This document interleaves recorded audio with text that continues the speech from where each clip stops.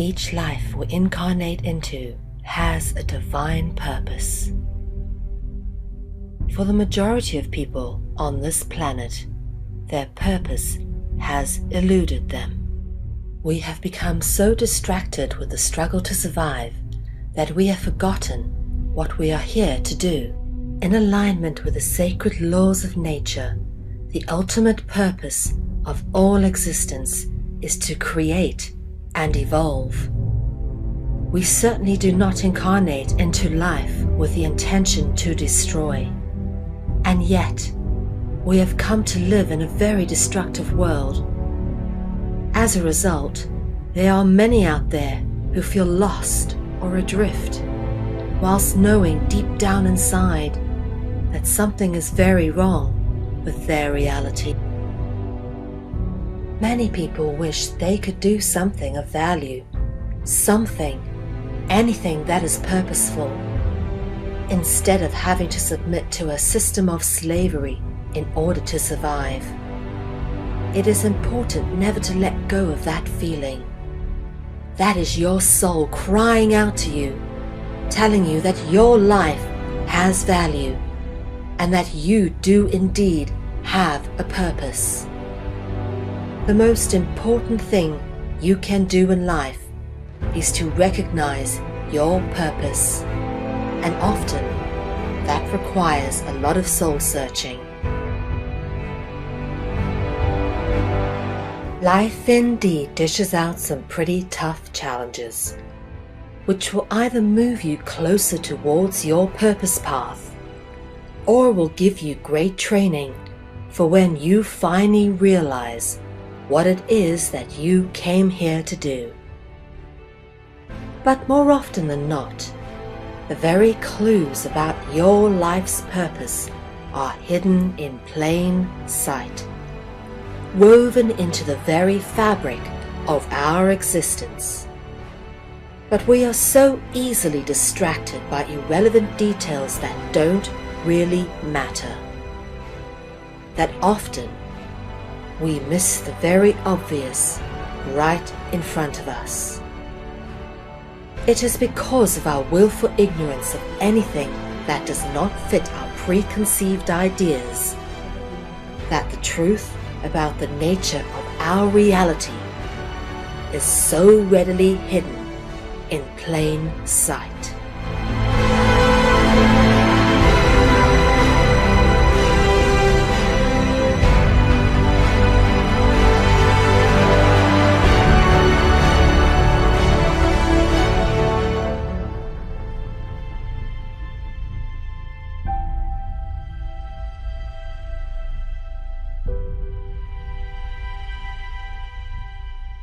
This is a very deep and personal journey, which has come to be expressed in many aspects throughout my life.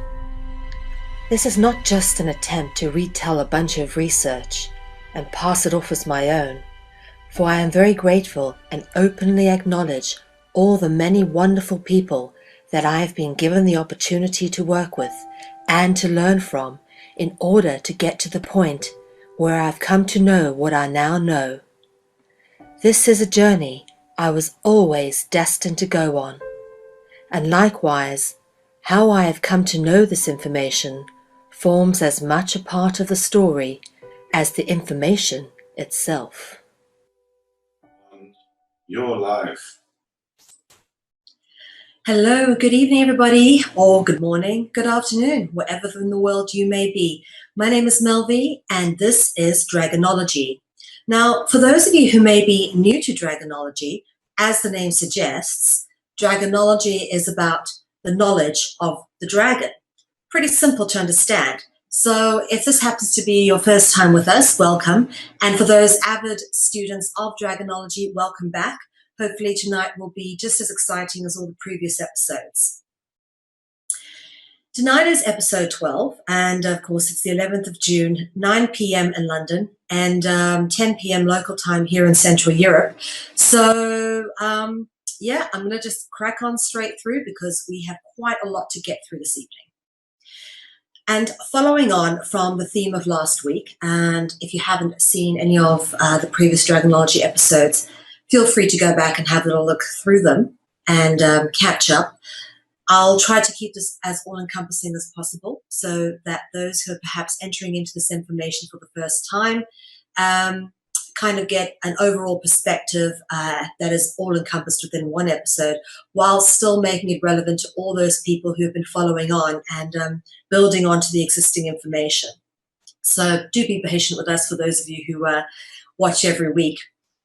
Last week, we started with the themes of angels and demons, exploring the inevitable ubiquitous duality, which seems to be an inescapable theme when it comes to dragons.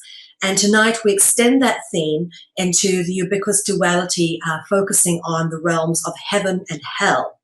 And this is going to be really exciting because this goes to some very interesting places. So again, if anybody has any pre-existing belief systems, this may not be for you, or maybe it is. Okay. Starting with our first quote from the evening.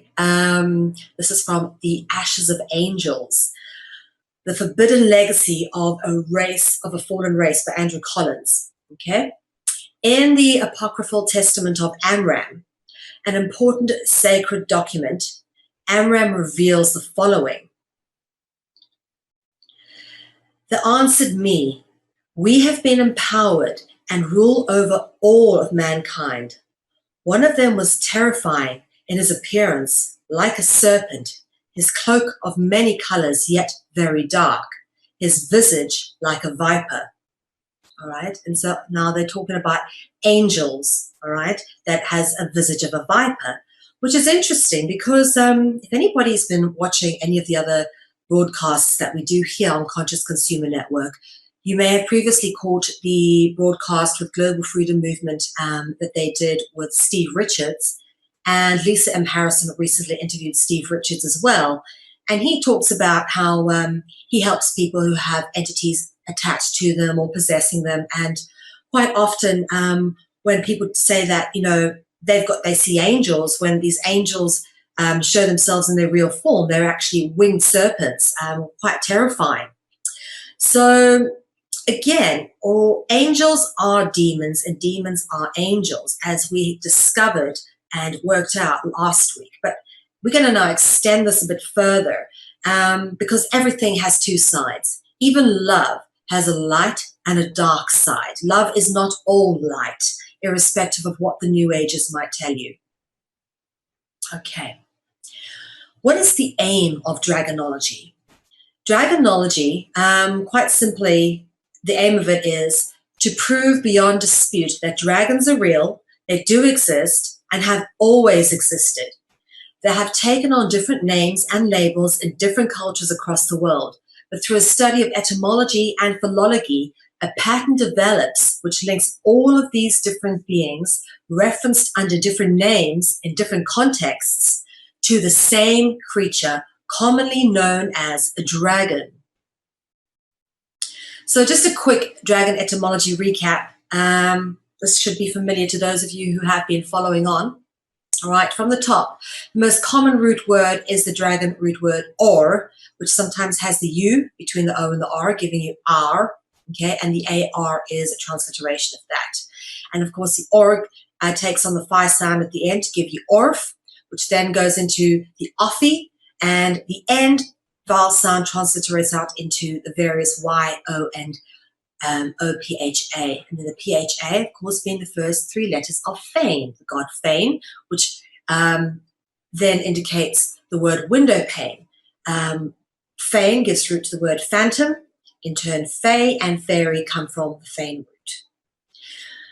And then, of course, the famous Pala Para Pio root triad, which is one that we focus on quite a lot. We've covered off the Kolo, Kolu, Kula, Kulu, Kali root, the Naga and Naked Snake root, the Spiral, Sprite, Spirit, Spit root, Basileus, Basilica, Basilisk, and Obelisk.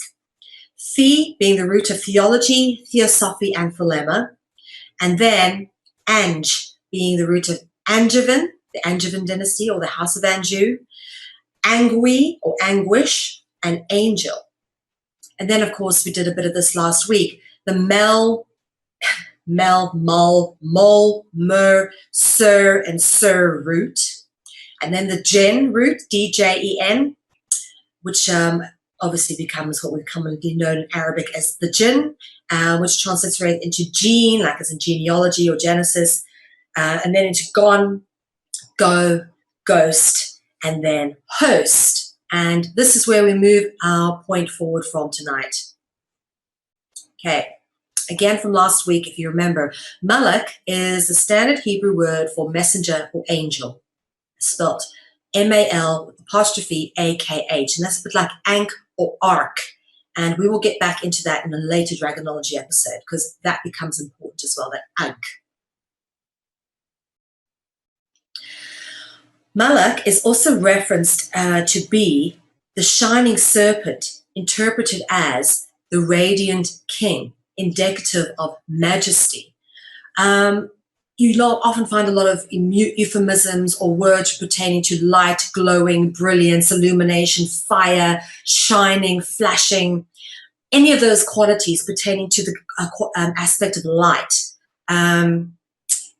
seems to follow through in various interpretations and toning downs and taking of concepts. And although it says the same thing in one language, it means something different in another language. And the word majesty, okay, quite literally is a reference to the radiant king, and of course the M-A root over there. The M-A-J, all right, like the M-A-L, the M-A-L here, as we spoke about last week, M-A-L in the Persian language means leader or ruler. Now we get on to the good stuff, just for the basics there, so you guys have got it down. Malak is the angel or messenger, and Mal in Persian means leader or ruler. So let's look at what a ruler is, all right, just for a second. Let's have a bit of fun here. The name given to an object usually found being used as part of school office stationery. All right, I'm sure everybody at some stage has used one of these if you've been through a traditional education. I remember my teacher used to rack us over the knuckles with the ruler. It was quite a common thing done back then. We were subjected to corporal punishment. But basically, you know, we were afraid of the ruler, which was the item of punishment used, interestingly enough. And rulers are commonly used to rule straight lines. This is what we used to do with them. We used to put them under something and take a pencil and rule the straight line, or use the centimeters and inches markations to mark out spaces if necessary. But typically, this item that we made straight lines with and measured out spaces with is called a ruler. And that is very interesting because the Freemason symbol has, what do we call it? A ruler. Yes, it may be considered a square, but if you said to any person who didn't really know what the symbol was, what is this thing? They're not going to say to you it's a square. They'll most likely say to you it's a 90-degree ruler, because that's what it is. It's even got the space markations on it. All right, so this is a ruler. And the appearance of the ruler on the Freemasons logo is an indication as to the intention of this particular secret society. And the clandestine intentions of those certainly above the 33rd degree. So another interesting part, which I suppose is just a by the way, this is a compass, and generally compasses are used when mapping distances on maps, long distance. Okay, you often see people using compasses on maps. It's not a very commonly used object within Freemasonry at all, other than as a symbol. All right, so if you're marking out maps, think of the colonialists and the people who went to colonize, colo being a root word, a dragon root word. They would, you know, typically I get the image of Christopher Columbus like in a dark room in the bows of his ships using a compass to find his way across the oceans. So this is very much what it represents to me, is colonization and rule, all right? The compass and the ruler. Where there are rulers, there are slaves. You can't have one without the other. If there were no slaves to rule over, there would be no rulers. And if there were no rulers, there would be no slaves. So how are we controlled? How are we ruled? And how are we made slaves? The system which effectively enslaves humanity at the moment is based on something called maritime and admiralty law, all right? And now this is typically the law that governs sea trade and incidents at sea. Yet human beings who live on land most of the time, 99% of the time, all right, we are governed by the laws of the sea, although we live on the land, all right? Interesting that. So it's why then have they used maritime law to enslave us? What people need to understand is that there's a lot of spiritual bondage in the way that law has been enacted. And the whole realm of spirituality and esotericism and all of that has actually been completely bastardized by sort of the Roman cult and the Babylonian Brotherhood. And what they've done is they've used spells and black magic and all sorts by using the same symbols, which are very deeply interwoven into the fabric of reality, to bind, enslave, and confuse us and trap us in a certain level of reality that totally detaches us from the true, beautiful, extraordinary nature of free beings that we were ultimately always meant to be. So let's have a look a bit more at maritime law. And I actually put this little poster up here because it says here, this is an advert for insurance, okay? I beg your pardon, a law firm who basically is offering themselves as lawyers to anybody seeking compensation for commercial fishing accidents, talking about money that seamen can recover. So technically, maritime and admiralty law should pertain to the laws of the seas, yet the laws of the seas, the laws of the waters, the laws of the oceans govern us here on the land, particularly through all the commercial laws. So let's get a bit deeper into that. I'm not going to get into the law aspect of things. We have plenty of people who broadcast on this network who can take you through maritime and admiralty law any other time. We go here into what we call the spiritual bondage aspect and why maritime law. Before we get into why, let's talk about the laws of God or from heaven. One of the most commonly sort of allocated set of laws that we've been taught about is the 10 Commandments, which were sort of given to us, on Mount Sinai, given to Moses, and that he passed down to mankind. It's a lot of rather oppressive and just things here that don't really make sense and actually are very much rooted in ritual. But just to go through a couple of them here, for example, okay? Thou shalt have no other gods before me, all right? A jealous God, controlling God, all right? Thou shalt not make unto thee any graven images, so no false idols, all right? Thou shalt not take the name of the Lord in vain. Now, a lot of people misunderstand that. People think that means blaspheming and saying, oh, Jesus Christ, oh, God, or something like that in a, damning or derogatory way. What this actually originally refers to, using the Lord's name in vain, is when you do something in vain is you do it without purpose. You don't call to the angels unless you really frickin' want them there. Just like you don't call to the devil unless you really frickin' want them there. You don't call their name unless you want to contract with them. And that is what that is saying. It's got nothing to do with using God's name as a swear word. All right, this one here. Remember the Sabbath day. Keep it holy. Okay? For on the sixth day, the Lord made the heavens and the earth, the sea, and all that is in them, and rested on the seventh. Wherefore the Lord blessed the Sabbath day and hallowed it. Okay, so we're going to deal with the Sabbath tonight. All right? This is in the commandments. Why is the Sabbath so important? It's in the laws. I'm not going to get into the others over here. I just thought I'd focus on the first tablet. But most existing law is very repressive and largely exists for the purposes of control and manipulation, and is normally based in religious and cult doctrine, and is thoroughly and unnecessarily excessive.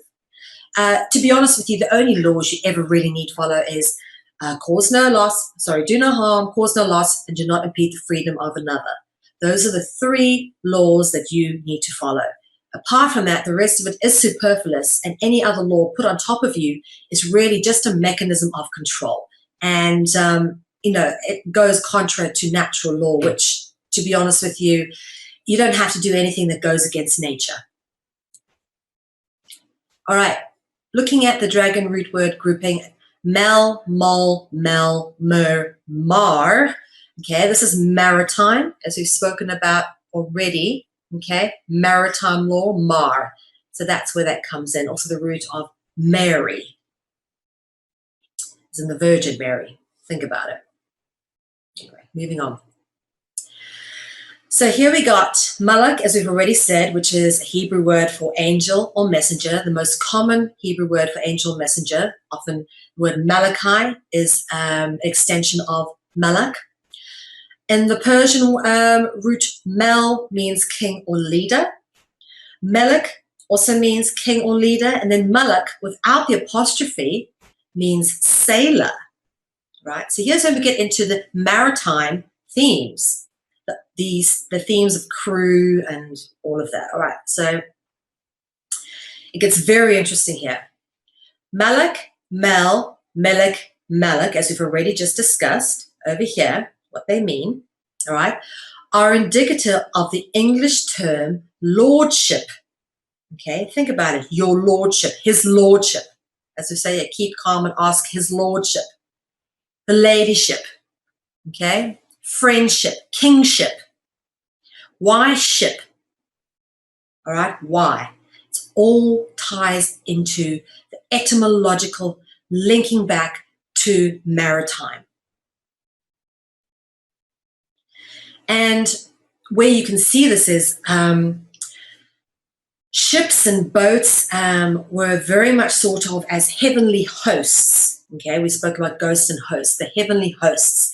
They hosted the gods, they carried them in the heavens. And you can see a serpent here, always serpents turning up in depictions of the gods. And yeah, this is an ancient Egyptian depiction. This looks like it could be Anubis or Osiris. And here we go again. Another boat with the serpent on. You can see this is definitely a very old Egyptian temple depiction. And over here, the boat actually has a ship head. And commonly we've seen ships with dragon heads on the end or mermaid heads. This is a very common thing, is to give some kind of like persona to a ship because of this reference to it being a heavenly host, a boat that came from the sky, almost like a space ship, which brought aliens or star people or angels or something of that nature. And you see these boats turning up everywhere. Here is a solar disk, very commonly theme or symbol when we're talking about dragons. The sun masks the dragon, but also in Egyptian mythology and religion, you always find the solar disk turning up everywhere. And of course, here's another boat with people on it being carried by an Egyptian god or king or pharaoh of some sort. You can tell by the headdress, okay? And the scarab, of course, very holy symbol in Egyptian mythology. Here again, this one's Horus. You can tell by the Horus bird, the sun above Horus, because Horus was a sun god, wrapped in a serpent, because you can see the rearing Uraeus over there. And then what have we got here is, this is Apophis, the serpent god of the underworld, all right? And look, what are they on? A boat, another one. So this maritime theme, I'm sure it's starting to settle in a bit more for people now and where we get this idea from. But you'll be amazed at just how exactly this extends. The angels or malak are compared to a crew member of a naval vessel or likened to an army or task force. Often you'll see them depicted with spears and arrows and bows or shields or dressed with armor or military attire. And of course, the word religion, okay? The host are originators of formalized religion, okay? A word borrowed from the Latin transitive verb religare, okay? That's where you get religion, which actually religare means to bind or moor a boat.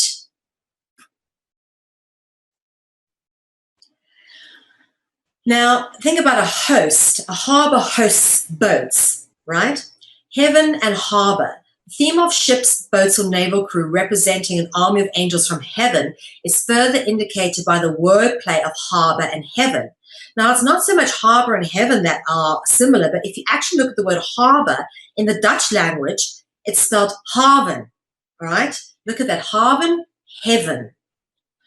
Haven is etymologically cognizant with the English word heaven. So the Dutch word for harbor, which is haven, is etymologically cognizant with heaven, the English word, right?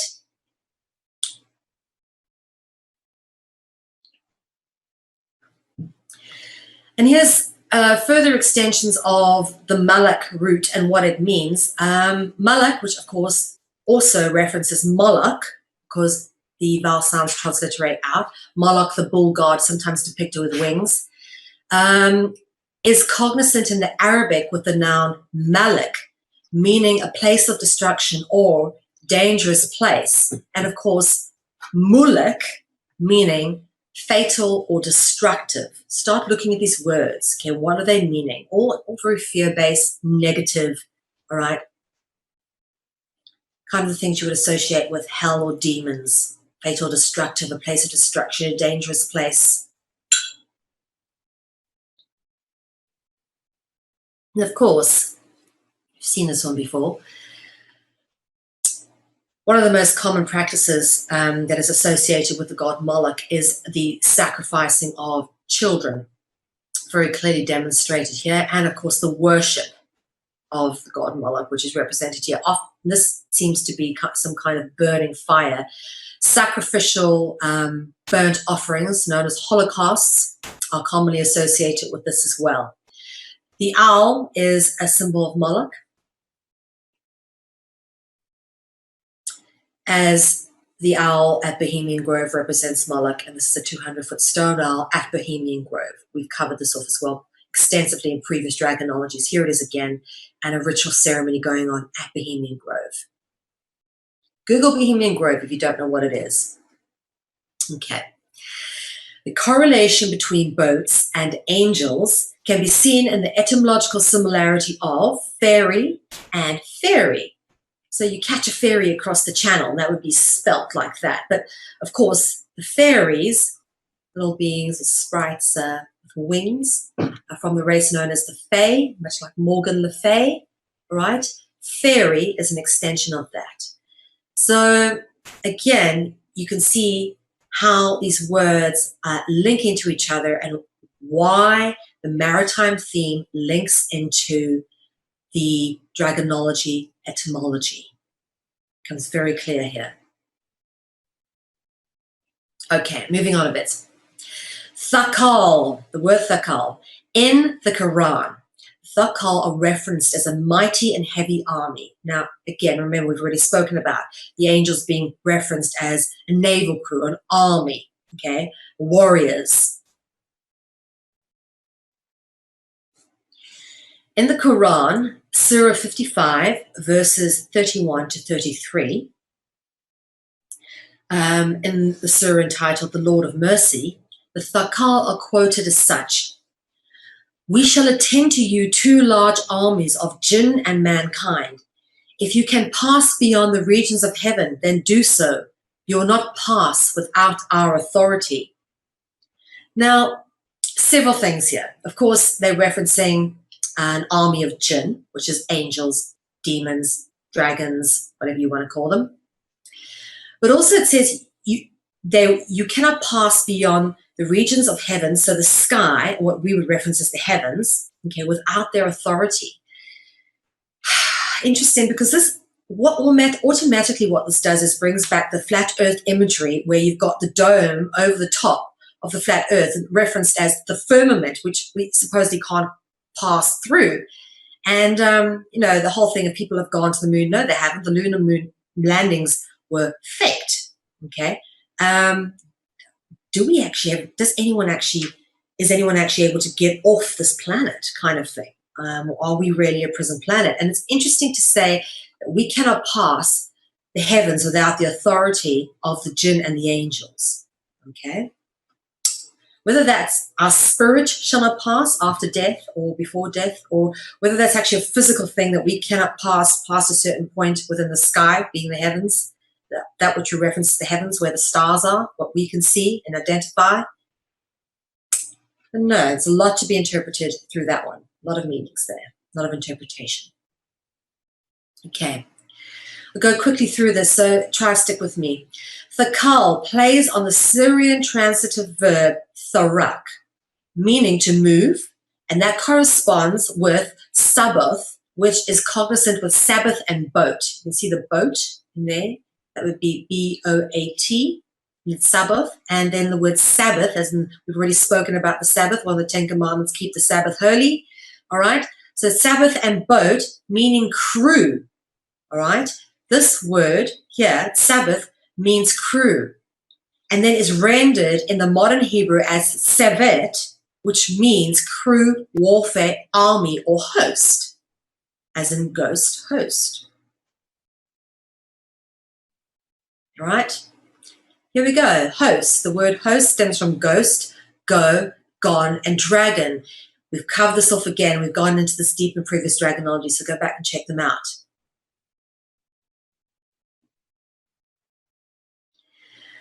Manifestations of the host intimates the sacrifice of a victor due to the etymological correspondence with the Latin word hostia and halstus, referencing the drinking of blood. Okay?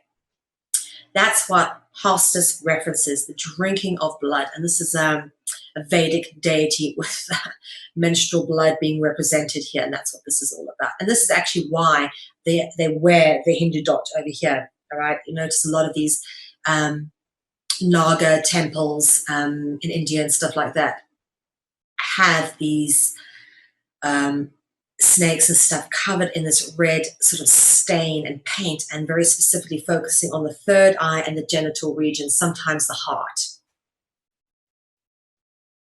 All right. The etymological similarity between halstus and hysteria. Okay, now hysteria is the Greek word, which you get hysterectomy. If they take out your uterus, and this is an example of the operation called a hysterectomy, it is the removal of the uterus. This is referring directly to removal of uterus. Hysterectomy, which is, this is the root. Hystera is the Latin root of hysterectomy. Okay, halstus and hysteria. So what we're talking about here, okay, halstus references the drinking of blood, but, pardon, what it actually also references is, it denotes the ingestion, not just of blood, but of menstrual blood. And for those of you kind of a weak stomach, this is an ancient concept, the ingestion of menstrual blood. And we'll get into that and show you how this is hidden in etymology as well. Okay.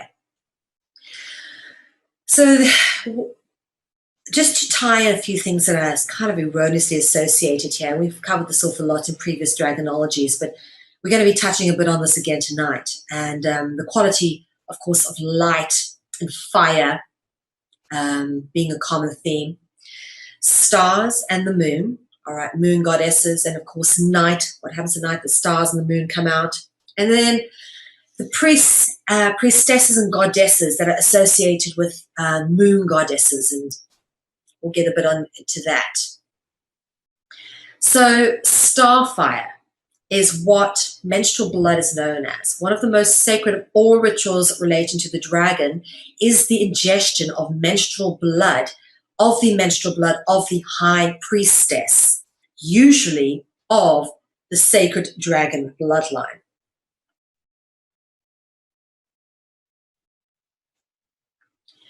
Now, we've already spoken about this just a minute ago, about the dome supposedly over the top of the flat earth. And for me, the goddess Newt kind of represents that as well, all right? And then she's got stars, but also very clearly marcated out is the genitalia, okay, with the stars in her body. Supposedly the dome or the firmament or the night sky, Newt, the goddess Newt, which means night, where you get the word night from. Look in this picture. What have we got here?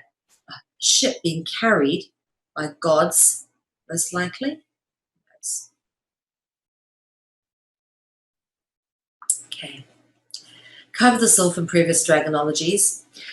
The god Newt comes from, is an older version of Nyx, which is the Greek goddess, also known as Nox, and this is where the word knight comes from. And then, of course, when you put the K in front of it, you're referencing the papal knights, the Catholic knights, the warriors.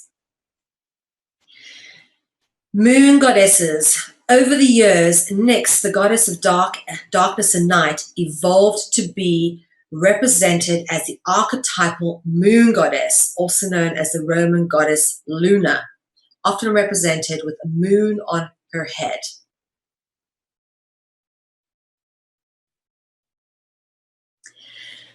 Development of religion and its institutions is deductive from an angelic source elicited from the Sabian priesthood.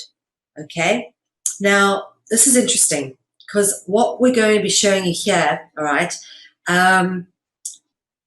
is how this kind of all ties in etymologically, starting with the word al-Sabah, Sabah, and Sabian, and Sabi. All right, this is a very interesting root. So, from the Sabi priesthood obviously gave root to the Sabians, but al-Sabah is rendered in English as Sabian and is a derivative of the Arabic root meaning the star people. Okay, al-Sabah means the star people. Now, what's interesting is people, for example, I've told you the story before, Muhammad al-Fayed was called Muhammad Fayed, and he put the L in front of his name because he claims he is descended from Egyptian royalty. And that is where you put, normally when it's referencing something sacred or holy, you put the L in front of it, which would then be a transliteration of the Egyptian El, as in El, Elohim, right? So El-Sabah is rendered in English as Sabian and is a derivative of the Arabic root meaning star people. And what you've got here is a Sumerian scroll with the stars reference and the 7 stars of the Pleiades referenced over here. And this is before we supposedly had telescopes to see into the sky. And this is something that's a few thousand years old, okay, out of Sumeria. So star, okay, star people. The Egyptian word for star is SBA, okay. Now we're talking about Sabi priesthood, okay, but Zbah, star, okay, or Sabah, as it's written in Hebrew. And this is written in hieroglyphics as a 5-pointed star, and it said Sabah, Sabah. The word Sabi is the Arabic root, okay? It's an Arabic root meaning child. So the Sabi or Sabian or Sabah star priesthood also used the word Sabi to reference a child. Again, we're going closer towards child sacrifice and things like that by these priests. They are inextricably linked. Sabah and Sabi. Here we've got a picture, obviously, someone with a sword about to kill a child. The words, this is actually a depiction of the story of Solomon, King Solomon. The words Sabah and star, okay, and Sabi meaning child. So Sabah means star and Sabi meaning child, okay, is cognizant with the Urdu verb saber, meaning to suffer, which informs on the English noun saber, referencing the sword. All right, so suffering, sword, child, and star. So children are sacrificed to the star people, okay? Suffering is necessary to create the necessary fear vibration, energetic energy necessary to sustain the star people, dragons, reptilians, whatever, and swords are used in sacrificial ritual. We have gone over the sword several times, okay? The etymology keeps coming up. The word fits into sword. O-R is the dragon root word in sword.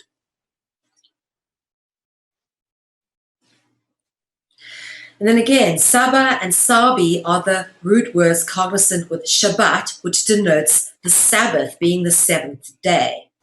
Okay? And of course, Genesis chapter 2, verse 3 says, and God blessed the 7th day and sanctified it. All right?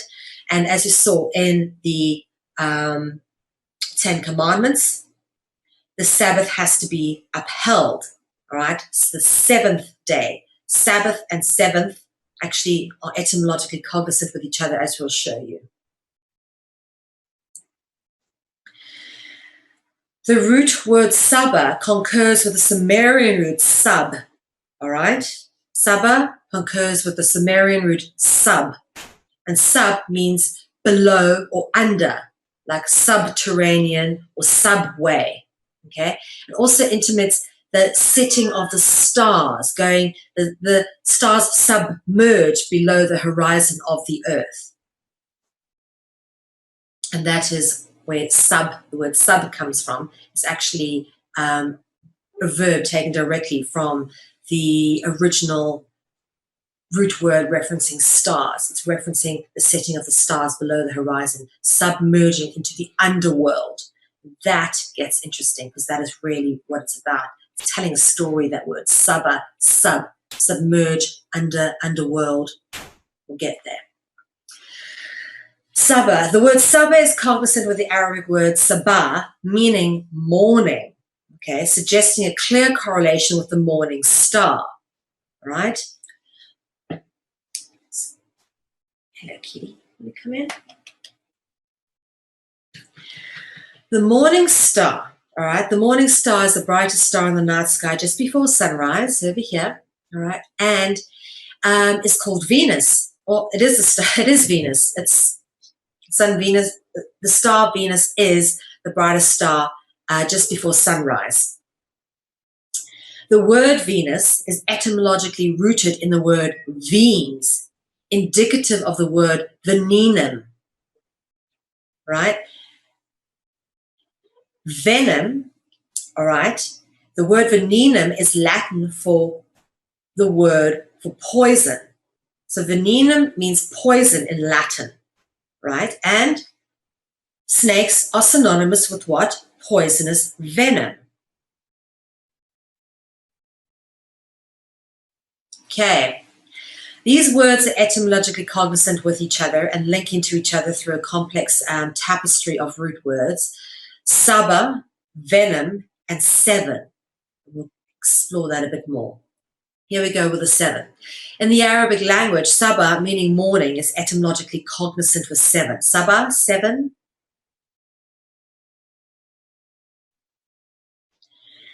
The Pleiades.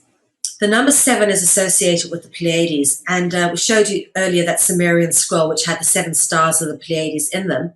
Now, there aren't only seven stars in the constellation known as the Pleiades, but there are a part of the Pleiades which contains a set of stars known as the Seven Sisters, who are apparently the daughters of Pleione and Atlas. So here's Pleione and Atlas, okay, the central star, Alcyone, which forms one of these seven sisters, of which Electra is one of them. Go on to Electra in a minute. Electra, represented as a constellation, Electra was the seventh daughter of Pleione and Atlas and is recorded as the invisible star. Okay, so that's Electra, recorded as the invisible star for a reason. According to Greek legend, Electra's discreet appearance documents the goddess's shame at marrying a human being. Again, human angelic intercourse, human angelic pairing. The sons of God came to the daughters of men, as we've spoken about in Genesis before. Okay, again, it's played out here allegorically. All right, so Electra's discreet appearance and documents the goddess's shame at marrying a human being. Her obscurity discloses mortal angelic intercourse and its concealment and its shame. All right, and we will reference this particular thing as what we call original sin, and we will get into that in another Dragonology episode. Electra's Hellenistic name refers to electore, meaning to lick up, all right? The Greek word ekleiko is cognizant with the Frankish word lecher, meaning to lick, which assimilates into the English words lecherous and leech. Excuse me.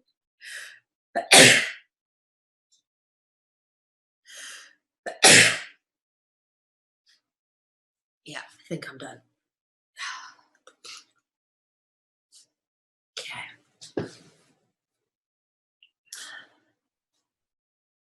So just to go through that again, electro-Hellenistic name refers to electory, meaning to lick up, okay?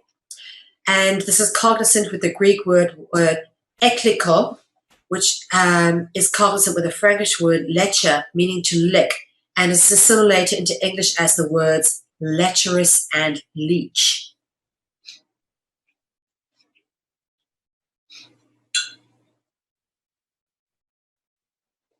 Now, when you think of lechering and leech, word that is, I'd say, cognizant with that would be something to do with sucking or the succubus. Now, succubus or incubus is the male version of a succubus.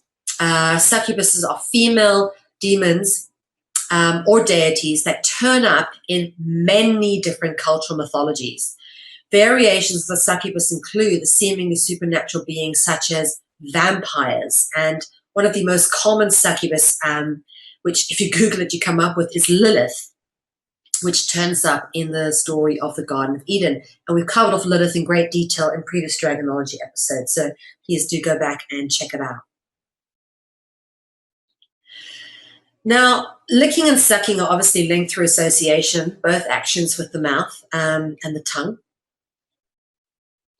And vampires are inextricably linked with the process of sucking, particularly blood sucking, as we've spoken about the succubus, which typically was a blood sucker. The word vampire, on the other hand, contains the transliteration of the dragon root word triad, which we've covered off in great detail, pala, para, pio. Okay, pia comes from this root triad. I'll show you some more of that in a minute. The Furies, all right? Here's a group called the Furies. The Furies were referenced as the infernal goddesses of vengeance, usually always wrapped in serpents with, dragon-like wings. The Furies were classed as chthonic deities, meaning they were spirits of the underworld. Here we go, submerge, go under the horizon, underworld. That's what we're referencing there, underworld, spirits of the underworld. This is a pretty famous painting on a Greek crater vase, and it shows the Furies here all covered in serpents. And this is another depiction of this particular painting, which you can see a bit more clearly. Serpents wrapped around the arms there. Here as well, coming off the head. Not unlike your Gorgons, like Medusa, with serpents in the hair, but obviously the wings, the dead giveaway. Serpents and wings. Couldn't be more dragon than that. Okay. Now the Furies, as we've referenced them, which is as we've spoken about, a group of chthonic deities, deities. The Furies links in with this group of words. Fury, fairy, as we've already spoken about, linking into the maritime etymology. Fairy, as in, angels and fairies and pixies and gnomes. Fairy.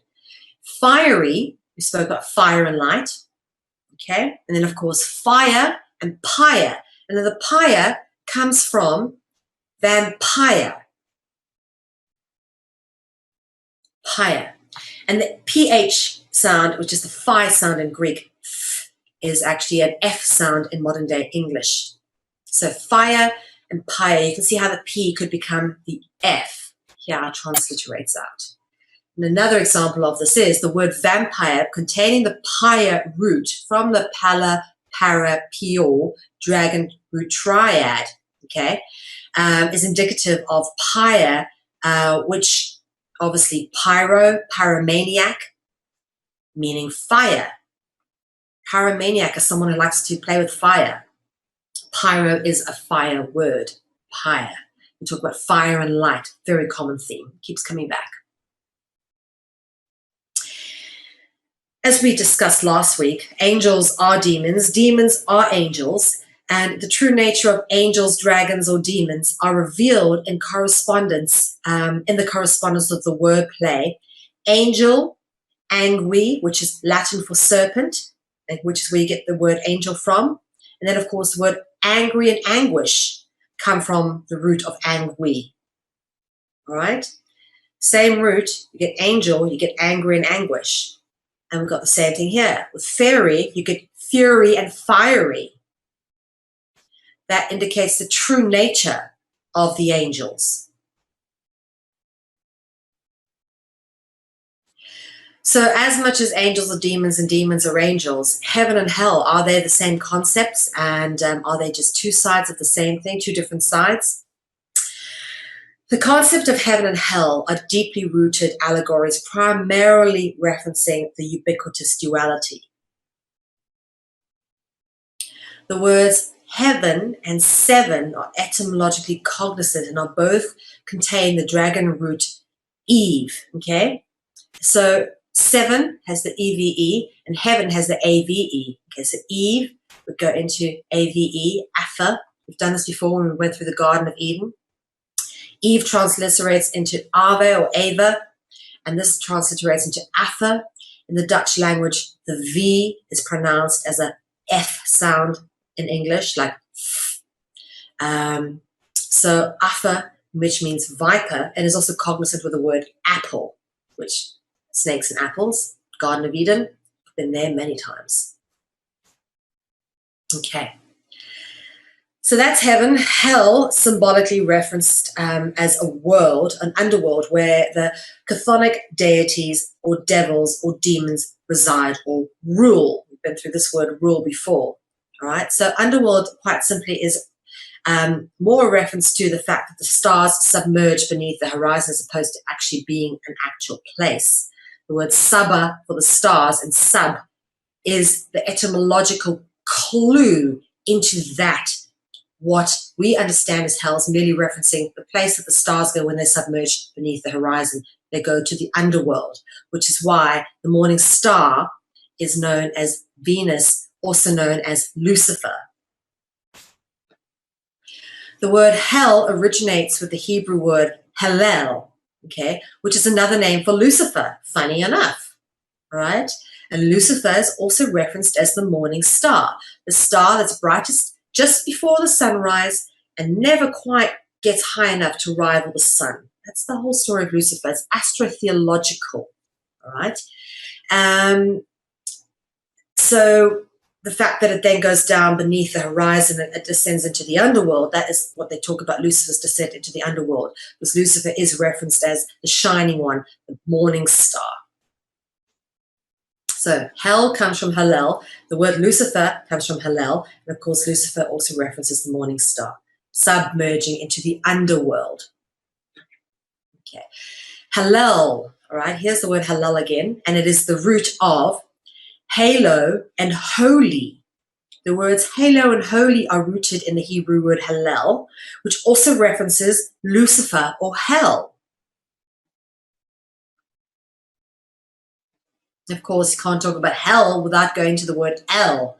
We've covered off El tremendously in great detail. The Latin transliteration of El, which is actually a symmetrical Hebrew root, would be Il, which is the IL. And then, of course, the Arabic transliteration of the EL is the AL. So El is a Semitic word meaning God or deity and references the quality of light, the plural of that being Elohim. Okay, and this is actually a depiction of William Blake's painting of Elohim creating Adam. And notice the snake wrapped around Adam's body. Very interesting.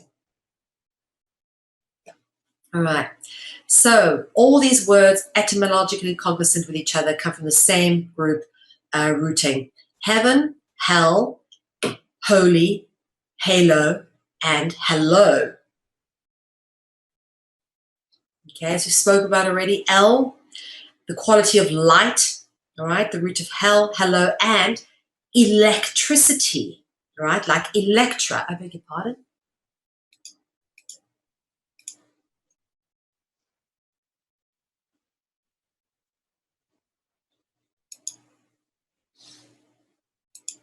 There we go.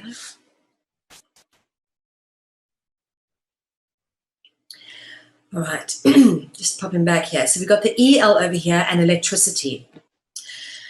EEL is a snake known as an eel, which is typically capable of electrocuting its prey. all right? We've heard of electric eels. I just love the word eel because it tells so much. First referencing a snake, then referencing something that's electric, okay? So an eel is typically an underwater fish shaped like a snake, often with the ability to emit or electrocute prey or potential threats. And of course, Lucifer, the word Lucifer means light bringer. So this quality of light and fire, and that keeps coming up. And of course, this is a depiction of Lucifer. And again, we've got a snake. We've always got the snakes and serpents. Can't get away from them. Inextricable, inseparable link and symbol referencing the dragon. All right, the Bible says about Lucifer, all right? Lucifer is the god of this world. All right, meaning the God of the world we live in now. And that's pretty controversial because, you can already hear the Christian religious fanatics screaming, but go read it in the Bible. It says Lucifer is God of this world. And the same is stated in The Secret Doctrine, which is Madame Blavatsky's book. And I'm a big fan of all the work portrayed by Blavatsky, who's pretty much spot on about everything. It also states, I don't know why this keeps happening, pardon me.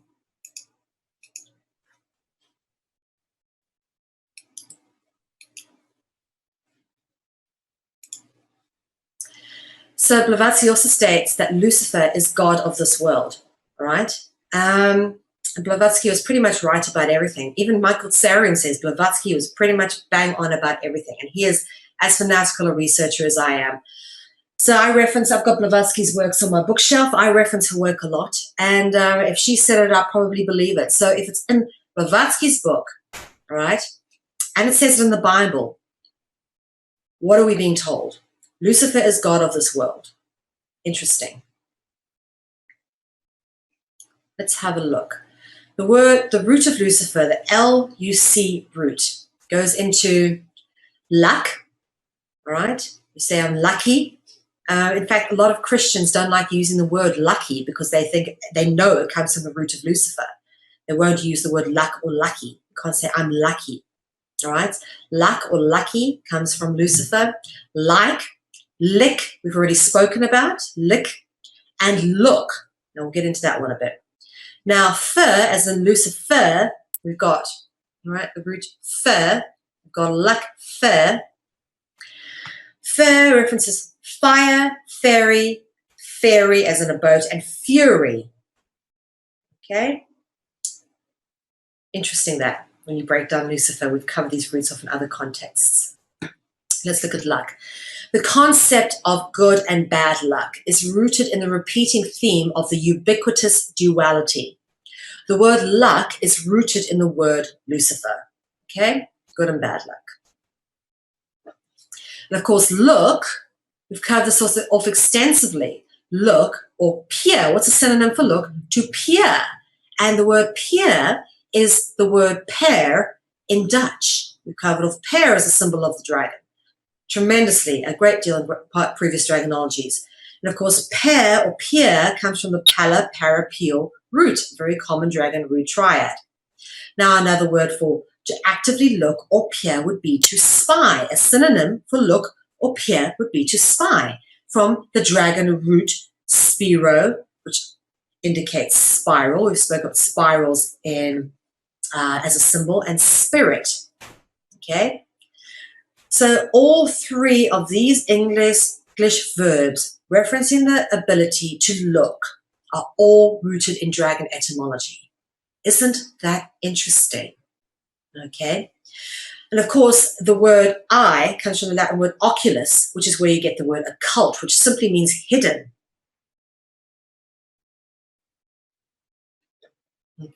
And this, of course, is further extended by the concept of the watchers, which turns up in Genesis as well, the biblical watchers. Often you'll find angels depicted with eyes in their wings, as you see here, particularly seraphims or the heptagon angels, which are the six-winged angels. The word watcher translates into mar-e in the Semitic languages. The Semitic word mare is cognizant with the Hellenistic word miara, meaning bloodstained or taboo, indicative of the English mar, which we've already covered as a maritime law. And to mar, say that thing is marred, meaning to damage, spoil, impair, or make less perfect, to stain or to put a spot on it. Okay, so miara means blood-stained, and mar could mean the same thing, to spoil, stain. Okay, stain someone's character. It's the same kind of theming going on here. The Hellenistic word miara evolved into menorah, which is a 7-pointed candlestick common in the Jewish faith. And, of course, miara also references the word menorrhea, which references the flow of blood at menstruation. All right, again, menstrual blood coming up again. It's a very specific thing, menstrual blood. It is a theme that repeats constantly. So miara, again, to mar, referencing to mar, to spoil, to stain, evolved from menorah and menorrhea. Okay, and then the menorah has 7, Sabbath, 7 candles. Candles, again, flame, light, fire. Same themes over again. The 7 candles of the menorah correspond with the 7 sisters of the Pleiades and the 7 days of the week. The words menorrhea and menorah are indicative of the Latin term mens rea, meaning guilty mind. Now, for those of you law buffs out there, you know what mens rea is. Basically, it means like premeditated. Did you have the intent to commit a guilty act? Did you have the intent to stab someone? Did you intend to commit that act? Guilty mind means premeditated. Actus reus or mens res constitutes a physical and mental element of crime. And this is where we get into an interesting multi-level allegorical theme that is so commonly referenced, which is the scarlet whore, the whore of Babylon, okay? And depicted in this medieval depiction over here as riding on a 7-headed dragon, okay, beast of the apocalypse. And she's what? Carrying a chalice, a holy grail, presumably with blood in it. Okay, that's what they normally had in these chalices. And she's wearing scarlet, all right, in this particular depiction. And notice these guys are bowing down and worshipping the scarlet whore. Right, the whore of Babylon. Here again, very interesting in this one. You notice that the 7-headed beast of the apocalypse, or the dragon, actually has halos around them, as do the angels. Interesting that, yeah? Another depiction over here, whore of Babylon, again in red, carrying a chalice, beasts with 7 heads. Whore. The word whore contains the dragon root word or. Very, very common root word. Revelations chapter 17, verse 4. The woman was arrayed in purple and scarlet and adorned with gold and precious stones and pearls. All right, referencing the scarlet whore, or the whore of Babylon. All right, so this is very interesting. There is a lot of allegory here. She was arrayed in purple and scarlet. All right. Not just the scarlet whore now, purple and scarlet. We covered off purple to a huge extent in last week's Dragonology. And adorned with gold and precious stones and pearls. Let's have a look at that. What does that all mean? Of course, scarlet is symbolically representative of blood, most likely menstrual blood. And purple is the color most often associated with royalty, magic, mystery, new ages, and dragons. And we've spoken about this as well, being porphyrogenitus or porphyrogenitus, or porphyrogentia means being born in the purple, or being purple born in the purple bedchambers. Royalty wore purple and crimson because it's the most expensive color to produce, and lots of many other reasons on energetic levels. Okay. Treasure. I just spoke about in this particular discussion here about the Whore of Babylon, golds, precious stones, and pearls indicating treasure. All right, treasure. Golds, precious stones, and pearls collectively indicating treasure, which in ancient Greek mystery religions references intellectual riches or sacred knowledge. That's what treasure means, okay? Intellectual riches or sacred knowledge. In fact, the word pearl comes from the pala-para-pio root. You think about pearls of wisdom, pearls of knowledge, right? And the chalice. The chalice is symbolic, hugely symbolic, and largely used in rituals, usually to drink blood out of, sometimes the menstrual blood of the high priestess, the fire star, the star fire. But the chalice generally represents the womb of the goddess or the high priestess, which is usually of the angelic royal dragon bloodlines. And it's their star fire or their menstrual blood that would be drank out of this cup in ritual ceremonies. And of course, the seven-headed beast of the apocalypse, that's interesting that this beast has 7 heads. Number 7, obviously, linked with Sabbath and ritualistic immolation, death, blood drinking. These links keep carrying on. But here you notice as well, interesting mother goddess figure on a moon. That's very common. Stars, moons, stars, wings, and an aureola, which is an all-body halo. A halo that covers the whole body, not just the head. It's an aureola. So all the common themes and allegories pulled together in these pictures, all depicting something, all referencing something. And you can only really understand the symbolic allegory when you look into the etymology of how it all links together and what they're referencing. Okay, 7 days a week. Why are these 7 days a week? Okay, and as we said, it's got to do with sacrificial atonement, ritual, the Sabbath, and week, 7 days a week. What does the word week mean? All right, if you look it up, the word week is rooted in the Old English word Wiccan. Wicked is the word. The word Wiccan indicates the word wicked and witch. This is where you get wicked and witch from. It's from Wiccan. And if anybody has seen that film, The Wicker Man, all right, this is something that they do. They build a big wicker man and they stick people in them, and you can see them here, and then they burn it. A burn offering, a holocaust. You see this stuff keeps coming up again and again. It's very specific things. Not something I go around doing every day. It's burning babies, all right? This is a very specific thing indicated again and again and again throughout the allegorical references. We've seen the film The Wicker Man, and this is one of the things that's practiced by the extreme Wiccans, not sort of the white Wiccans, but the burning of people inside a big Wicker Man type cage type thing. You set this whole thing on fire. All right? The words witch and wizard are synonymous with each other. They are inextricably paired and rooted with each other, come from the same root. But from the root of wizard, from the words wizard, you get lizard. So lizard and wizard are etymologically cognizant with each other. Okay, I love this little picture, little lizard dressed up like a wizard. And what's interesting to note is always a wizard's costume. It's the same themes again, moon and stars. Yeah. Always the same symbols. Okay.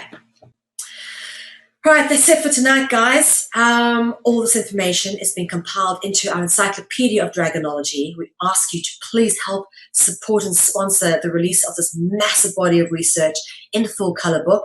We'll be releasing it in only one language because this language teaches all languages and breaks down all language to its one root language. So please help us spread this information to help people deprogram from this confusing level of reality which has been put upon us and largely through our language.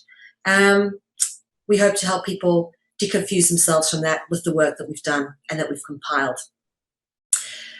I will be speaking at the Untangled Gathering, which is on the 27th of June, 2015. And the first one will be called Origins. Many interesting speakers will be there, including Dr. Krena Mutra and Johan Oldenkamp. So please join us for that. And you can find all the details on tug.events. And all the information about upcoming events and speakers is on there now. And you can reserve your front row seat to the best university on earth at tug.events. So check it out, please. If anybody missed any previous episodes of Dragonology, or you wish to catch up later, feel free to download a high-definition version of any one of the broadcasts from CCN at effiemarket.com. All CCN broadcasts are uploaded to the high-definition archive, which is available exclusively at effiemarket.com. Each broadcast that you download is €5 a download, or for €10 a month, you get unlimited access to all of CCN's high-definition downloads, which are archived at effiemarket.com. Please support our network. We have a network support fund going at the moment to try and keep CCN going. We've laid out the costs very clearly as to what we need to keep going. We run at less than 1% of the cost of any other comparative network out there with the same amount of live broadcasts. And we are the most cutting-edge platform in alternative media, guys, so please help us keep going. We cannot do this without public support. We simply do not want to get to the point of accepting corporate sponsorship. So the only way we can keep this platform going is with your support, guys. So please, if you feel so inclined, donate. And we do thank you very much for supporting free and independent media. Our next show coming up after this one is The Consciousness of Economics with Bridget Lynn, and she will be taking you through episode 2. This is her second broadcast, so stay tuned. If you want to see what else is on CCN, please check out our broadcast guide, which is updated every week, and we constantly have new broadcasters joining us. Everything is, of course, available at consciousconsumernetwork.tv, so check out our website, which has just been revamped. And that is it from me, Mel V. Until next week, we'll see you then.